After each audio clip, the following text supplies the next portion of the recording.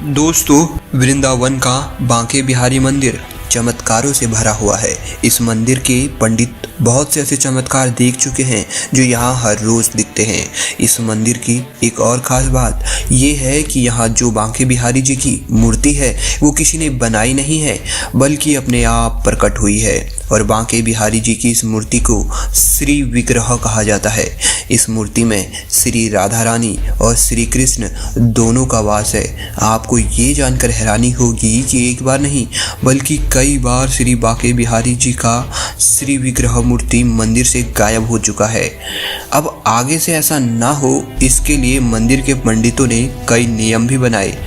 आज की यह सत्य घटना वृंदावन के बांके बिहारी जी की मूर्ति गायब होने पर आधारित है। हम आपको बताएंगे कि बांके बिहारी जी की मंदिर से हुई गायब मूर्ति आखिर चले कहाँ जाती है। दोस्तों, वीडियो शुरू करने से पहले सच्ची श्रद्धा से जय बांके बिहारी जी कमेंट बॉक्स में जरूर लिखें। बहुत समय की बात है, एक बुजुर्ग दंपति श्री राधे रानी और बांके बिहारी जी के बहुत बड़े भक्त थे। पत्नी के बार बार बोलने पर वे दोनों वृंदावन की यात्रा पर आए और कुछ दिन वृंदावन में ही बिताया। हर रोज सुबह और शाम दोनों बुजुर्ग पति पत्नी श्री बांके बिहारी जी के मंदिर में पहुंच जाते और जी भर के श्री बांके बिहारी जी के दर्शन करते। पत्नी तो एकटक श्री बांके बिहारी जी को देखती रहती और आंखों में आंसू लिए राधे राधे जपती रहती। इस मंदिर और श्री बांके बिहारी जी के अपने आप प्रकट हुए मूर्ति की एक विशेष बात ये है कि इस मंदिर के हॉल में आप कहीं भी खड़े हो जाओ और बांके बिहारी जी की मूर्ति की तरफ देखो तो ऐसा लगता है जैसे श्री बांके बिहारी जी आपको ही देख रहे हैं।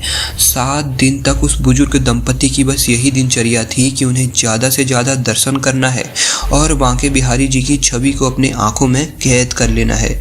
7 दिन बीत जाने के बाद जब पत्नी ने अपने पति से सामान बांधने को कहा तो पत्नी को मन ही मन बहुत दुख हुआ। वो अपने बांके बिहारी को छोड़कर नहीं जाना चाहती थी। जब वे दोनों आखिरी बार बांके बिहारी जी के दर्शन को गए तो आंखों में आंसू लिए उस बुजुर्ग महिला ने अपने मन ही मन में बोला कि हे बांके बिहारी, मैं यहाँ से जाने का मन तो मेरा बिल्कुल भी नहीं है, लेकिन जाना पड़ेगा।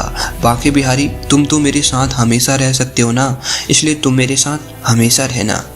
जब बुजुर्ग दंपति बैलगाड़ी में बैठ वापस जाने लगे तो अचानक एक ग्वाल बालक उनके पास आया और इस दंपति से बात करने लगा और इनके साथ बैठकर जाने लगा। वो गौ बालक इतना सुंदर और मासूम था कि बुजुर्ग दंपति के मन को भा गया। इधर मंदिर में जब पंडित जी श्री बांके बिहारी जी को भोग लगाने गए तो उन्होंने देखा कि मंदिर से श्री बांके बिहारी जी की विग्रह मूर्ति गायब हो चुकी है। यह देख पंडित जी समझ गए कि बांके बिहारी जी किसी भक्त के साथ चल दिए हैं। ऐसा इसलिए क्योंकि बांके बिहारी जी बहुत ही कोमल, दयालु और बहुत भोले हैं तथा भक्तों की भक्ति से प्रसन्न होकर उनके दुखों को सुनकर इतने मंत्रमुग्ध हो जाते हैं कि मंदिर छोड़कर अपने भक्तों के साथ ही चल देते हैं। ऐसा बहुत बार हो चुका है। जब भी ऐसा होता है तो मंदिर से मूर्ति गायब हो जाती है, क्योंकि श्री बांके बिहारी जी की मूर्ति स्वयंभू मूर्ति है, यानी वह स्वयं प्रकट हुई थी, उसे किसी ने बनाया नहीं। पंडित जी दौड़कर वृंदावन की गलियों में गए और लौटने वाले भक्तों को देखने लगे। उन्हें यकीन था कि बांके बिहारी जी किसी भक्त से खुश होकर उनके साथ ही हो लिए होंगे। तभी पंडित जी ने एक बुजुर्ग दंपति और एक गौ बालक को बैलगाड़ी में जाते देखा। उस बालक के तेज को देख पंडित जी समझ गए और दौड़कर उसके पास गए और चरणों में गिरकर वापस मंदिर में लौटने का निवेदन करने लगे और कहा, हे प्रभु, आप अपने भक्तों के साथ चले जाओगे तो उन लाखों भक्तों का क्या होगा जो हर रोज आपके दर्शन को आते हैं। बुजुर्ग दंपति ने जब बहुत सारी बात सुनी तो उन्होंने उस बालक को गले से लगा लिया, फिर उन्हें मंदिर वापस लौटने का निवेदन किया। एक पल में वो गौबालक वहाँ से गायब हो गया और मंदिर में श्री बांके बिहारी जी की मूर्ति प्रकट हो गई। इस घटना के बाद बुजुर्ग दंपति ने अपने जीवन से संन्यास लेने के बाद पूरा जीवन वृंदावन में ही श्री बांके बिहारी जी की भक्ति में बिता दिया।